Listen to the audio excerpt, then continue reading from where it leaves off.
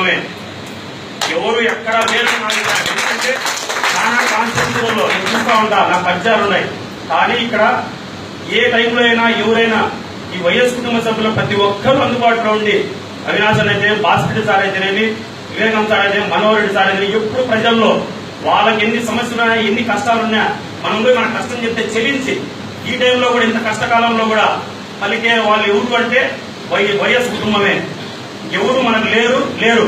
కానీ ఇక్కడ ఒక్క విషయం, ఈ మధ్య జగన్ సార్ ప్రజల్లో ఎక్కువ ఎదుగుతూ పులిదలకు వస్తున్నాడు. కానీ సార్ ఒక్కటి ఏమనుకోదండి సార్, మీరు ఖచ్చితంగా పులిదలకు వచ్చినప్పుడు మేము నాయకులతో కొంచెం దూరం ఉన్నారనే భావం అయితే ప్రజల్లో ఉంది సార్, నాయకులకు ఉంది. కానీ అది మీకుండే కష్టం మాకు తెలుసు. మీకు టైం లేక ప్లస్ మీకుండే సమస్యలతో కలిసిలేకపోతున్నారు.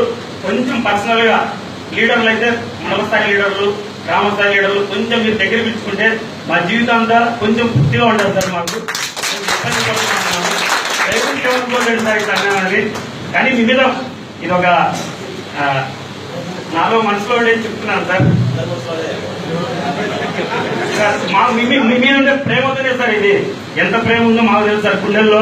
ఈరోజైతే మాకు ప్రేమ విపరీతంగా ఉంది. మా భార్య ఎంపీపీ, మా అమ్మాయి సర్పంచ్.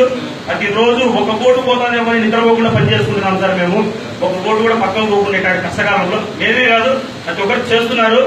అదేవిధంగా మీరు ముఖ్యమంత్రి స్థానంలో కూర్చోవాలని మా కోరిక, మా ఆశ. మా జీవితం మీతోనే ఉంటాం సార్.